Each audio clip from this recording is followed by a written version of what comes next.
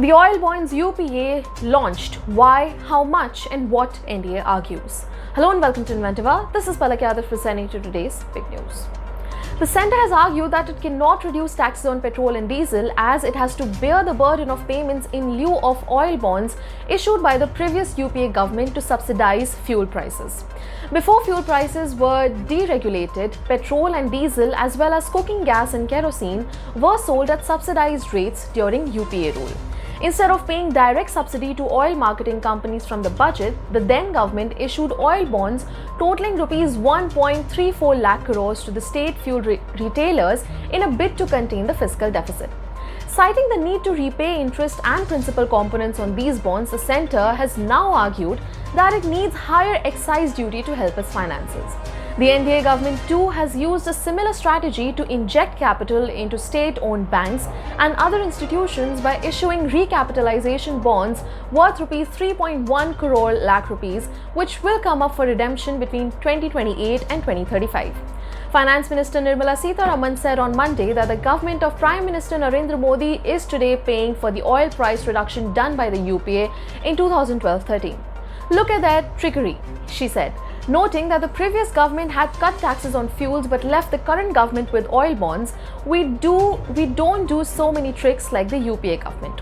They issued oil bonds for which the principal amount is over rupees 1 lakh crores, and for the last 7 fiscals, the government has been paying over 9,000 crore rupees interest annually. If they did not have the burden to service the oil bonds, they would not be in a position to reduce excise duty on fuel, she said. Fuel price decontrol has been a step-by-step exercise, with the government freeing up prices of aviation turbine fuel in 2002, petrol in 2010 and diesel in 2014. Prior to that, the government would intervene in fixing the prices at which retailers were to sell diesel or petrol. This led to under-recoveries for oil marketing companies, which the government had to compensate for. The prices were deregulated to make them market-linked, unburden the government from subsidizing prices, and allow consumers to benefit from lower rates when global crude oil prices tumble. While oil price deregulation was meant to be linked to global crude prices, Indian consumers have not benefited from a fall in global prices as the central as well as state governments impose fresh taxes and levies to raise extra revenues. This forces the consumer to either pay what she's already paying or even more. Price decontrol essentially offers fuel retailers such as Indian Oil, HPCL or BPCL the freedom to fix prices based on calculations of their own costs and profits.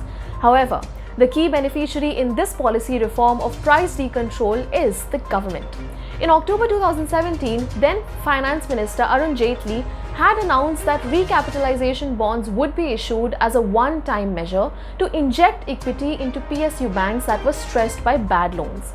This instrument does not impact the fiscal deficit, with only interest payment being reflected in deficit calculations. Initially, the government had indicated that a total of rupees 1.35 lakh crores worth of recap bonds would be issued, but this later became routine and a convenient practice.